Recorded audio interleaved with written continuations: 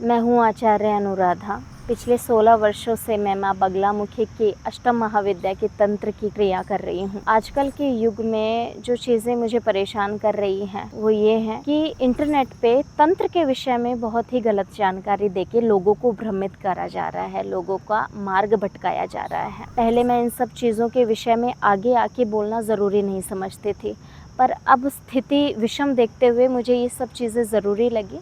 इसलिए इस चैनल के माध्यम से मैं आप तक सही जानकारी पहुंचाना चाहती हूं। तो इस चैनल को सब्सक्राइब करके इस चैनल से जुड़े रहें।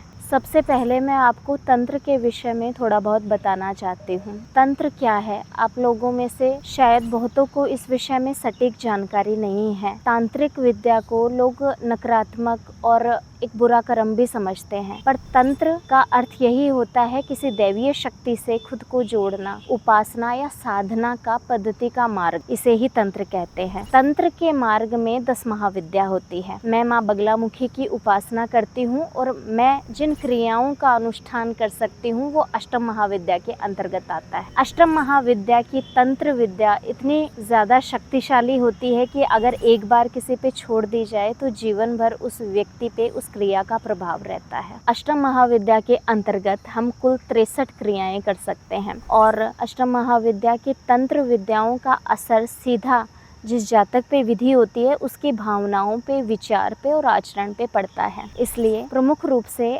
माँ बगलामुखी का तंत्र सम्मोहन, वशीकरण, उच्चाटन, स्तंभन या बाकी की जो 63 क्रियाएं हैं वो हम आगे चल के उन पे बात करेंगे। वो सब प्रेम संबंध को सुधारने के लिए, वैवाहिक संबंध को सुधारने के लिए, शत्रु से खुद की आत्मरक्षा के लिए, बिजनेस में, करियर में या फिर जॉब में ग्रोथ के लिए करी जाती है। माँ बगलामुखी की उपासना के अंतर्गत की जाने वाली तांत्रिक विद्या सात्विक होती है। वो मंत्र, यज्ञ, हवन के द्वारा की जाती है। बहुत से जो जातक मेरे से परामर्श लेने के लिए आते हैं वो एक चीज़ को लेके चिंतित होकर प्रश्न पूछते हैं कि तांत्रिक विद्या कहीं हमें गलत कर्मों के बंधन में तो नहीं बांधेगी। अगर तंत्र सही मार्ग के द्वारा किया जाए तो इसका कोई पाप कर्म नहीं है। जैसे घर में होने वाले पूजा, अनुष्ठान, यज्ञ का आपके जीवन पे कोई नुकसान नहीं होता, वैसे अगर सही मार्ग के द्वारा तांत्रिक क्रिया की जाए तो उसका आपके जीवन पे कोई भी नुकसान या कोई भी नकारात्मक प्रभाव आपको कभी देखने को नहीं मिलेगा।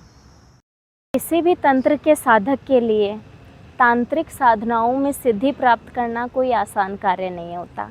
वर्षों के अभ्यास और उपासना मार्ग पद्धति पर आगे बढ़ने के बाद ही किसी भी साधक को सिद्धि की अनुभूति होती है और उसके बाद ही वो उस जातक किसी अन्य व्यक्ति का कार्य सिद्ध करने के लिए अपने आप को पारंगत अनुभव करता है। अष्टम महाविद्या के 63 क्रियाओं के विषय में हम आने वाले वीडियो में संपूर्ण गहराई से बातचीत करेंगे। अगर आपको तंत्र के विषय में, तंत्र के रहस्य को जानने की उत्सुकता है तो हमारे इस चैनल से जुड़े रहें। हमारी कोशिश यही रहेगी कि इस चैनल पे आपको कोई भी ऐसी बात ना बताई जाए जो शास्त्रों में प्रमाणित नहीं है। जो भी चीज़ें मैं इस चैनल पे बोलूँगी वो मेरे खुद का अनुभव और शास्त्रों में वर्णित विधि के अनुसार ही हम बात करेंगे ताकि आप लोगों तक सही जानकारी पहुँचे। तंत्र के विषय में जो भी अंधविश्वास फैले हुए हैं जिसके कारण बहुत से लोग ठगी का अनुभव कर रहे हैं, उन लोगों को सही मार्ग दिखाना ही मेरा उद्देश्य है। नमस्कार।